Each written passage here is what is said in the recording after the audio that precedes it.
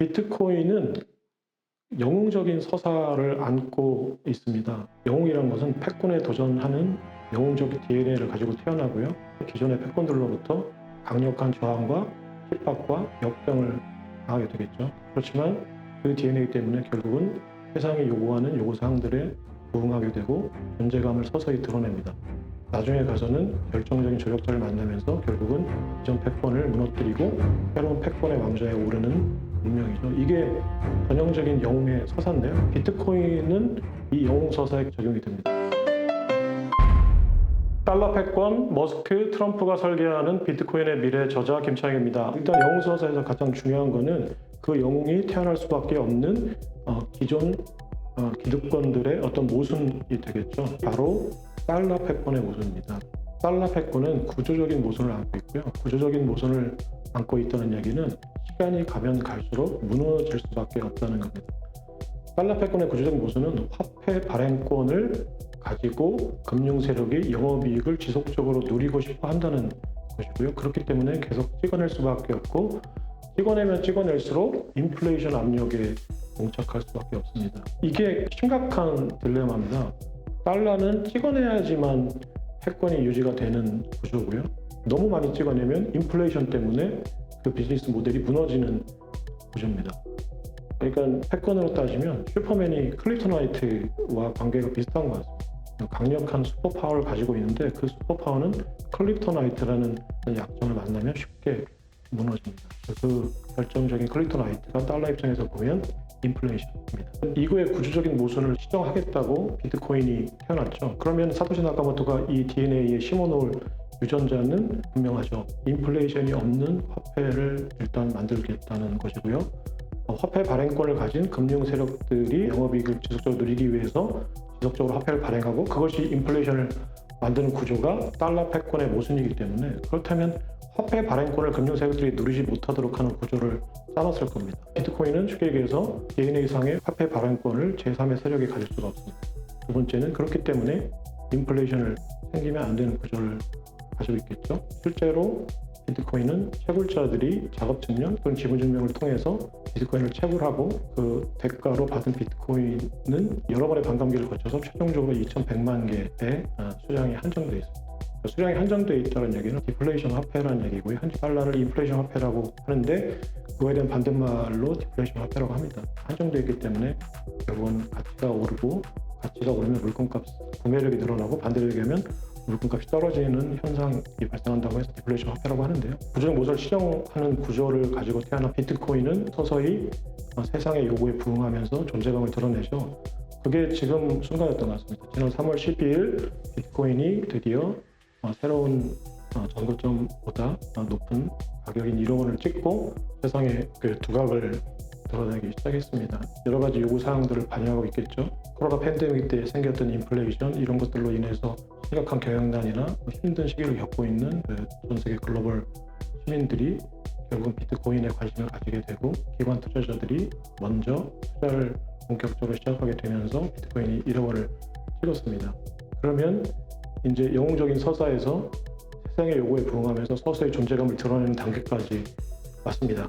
그럼 이 책의 후반부에 가면 비트코인이 결정적인 조력자를 만나서 드디어 영웅적인 서사의 완결로 치닫는 상황들이 벌어지게 됩니다. 영웅은 항상 결정적인 조력자를 만나게 되어 있습니다. 배너가 로마 집정관을 만나면서 드디어 영웅이 됐듯이 셜록 홈즈가 왓슨을 만나면서 영웅이 되고 여러 영웅들은 항상 옆에 결정적인 조력자를 가지고 있습니다. 비트코인이 영웅이 되는 서사에서 조력자는 누구일까요? 조력자들이 어떤 역할을 하면서 비트코인이 패권에 도달하게 되는 과정을 거치게 될까요? 이 서사가 비트코인의 미래라는 책의 후반부에 자세히 설명이 되어 있습니다. 비트코인의 강력한 조력자는 일론 머스크이고요. 일론 머스크 이후에 또는 이외에 도널드 트럼프가 의도했건 의도치 않았건 강력한 조력자가 될 수 있다고 생각합니다. 반대로 도널드 트럼프는 강력한 저항 세력이 될 수도 있습니다. 어떻게 될지는 좀 변수가 있는데요. 좀 더 지켜봐야 할 것 같습니다. 더 중요한 인물인 일론 머스크가 어떻게 강력한 조력자가 될지 설명을 해드리겠습니다. 화폐 전쟁을 논할 때 많은 사람들이 페트로 달러에서 포스트 달러가 무엇이냐에만 관심을 가지고 있는 것 같습니다. 그래서 페트로 마르크냐, 페트로 엔화냐, 페트로 유로냐 등등에 대해서 여러 가지 영웅들이 군능할까 했었고요. 그래서 실제로 80년대에 독일과 일본이 강력한 제조업 수출을 바탕으로 달러의 패권을 위협했었습니다. 그리고 프라자 합의로 뒤안길로 사라졌고요.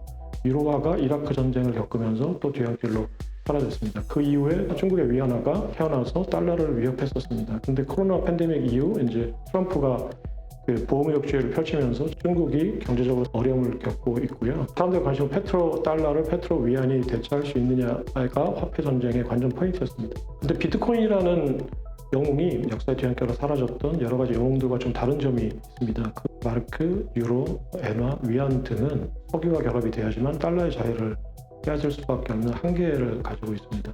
하지만 석유라는 자원은 달러로만 배타적으로 결제할 수 있는 그 엄밀한 계약 관계이기 때문에 기존의 패권을 깨는 것이 쉽지 않습니다. 미국이 그걸 방어할 수 있는 여러 가지 또 수단들도 있고요. 군사적이나 핵이나 정치적이나 뭐 여러 가지가 있습니다.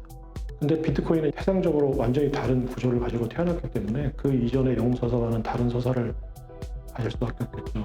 그러면 비트코인은 페트로 달러에서 페트로 비트코인이 되느냐의 문제가 아니라 페트로 달러라는 이 시스템 전체 자체를 다 파괴할 수 있는 파괴력을 가지고 있습니다. 쉽게 얘기하면 페트로까지 대체 가능하다는 거죠. 그렇다면 지금의 기축통화 시스템은 지난번에 설명드린 대로 특정한 원자재와 그 원자재를 배타적으로 결제할 수 있는 화폐의 결합인데요.